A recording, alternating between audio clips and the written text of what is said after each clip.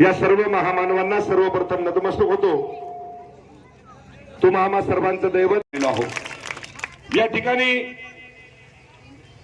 आपल्याला फक्त एवढंच सांगायचंय की तुम्ही ज्या ज्या वेळेस माझ्याकडे काम घेऊन येतात त्या त्यावेळेस तुम्हाला सांगतो की पहिलं प्राधान्य कामाला देत असतो। मित्र ध्यानात ठेवा, कुठल्याही प्रकारचा विचार, कुठल्याही प्रकारची जात पात धर्माच्या पलीकडे जाऊन हा संतोष बांगर काम करतो हे तुम्हाला सगळ्या जणांना माहित आहे।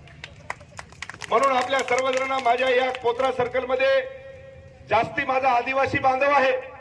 माझ्या आदिवासी समाजाच्या सर्व माझ्या माता बहिणी वडीलधारी मंडळीला मला एवढंच सांगायचं आहे की जो आपला माजी आमदार आहे, मी खोटं बोलणार नाही, ध्यानात ठेवा, मी महादेवाचा भक्त आहे, तुम्हाला माहित आहे।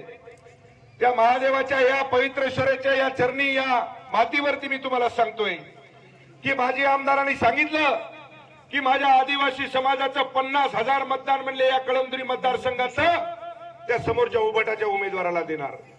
आणि कसं देणार, तर 50 लाख रुपये मला वाटते की त्यांनी त्या ठिकाणी डील केली आणि 5 लाख रुपये टोकन सुद्धा घेतलं।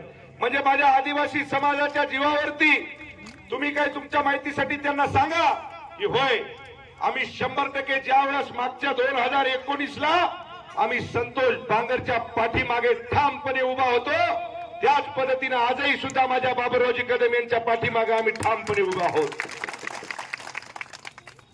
त्यांनी सांगितलं की आदिवासी समाज आमच्या पाठीमागे आहे।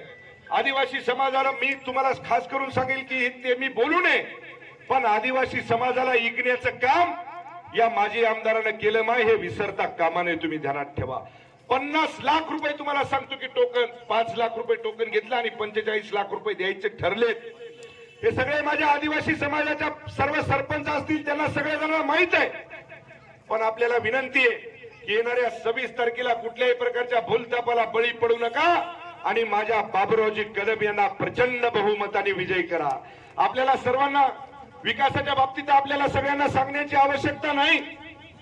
मला वाटते की या पोत्रा गावामध्ये मला वाटतं आमदार फंडातून मंदिरासाठी 10 लाख रुपये आपण या ठिकाणी दिले। पवित्रेश्वर महादेव मंदिराच्या समोर सभा मंडप फेअर ब्लॉक साठी 1.5 कोटी रुपये आपण या ठिकाणी दिले। त्याच्यानंतर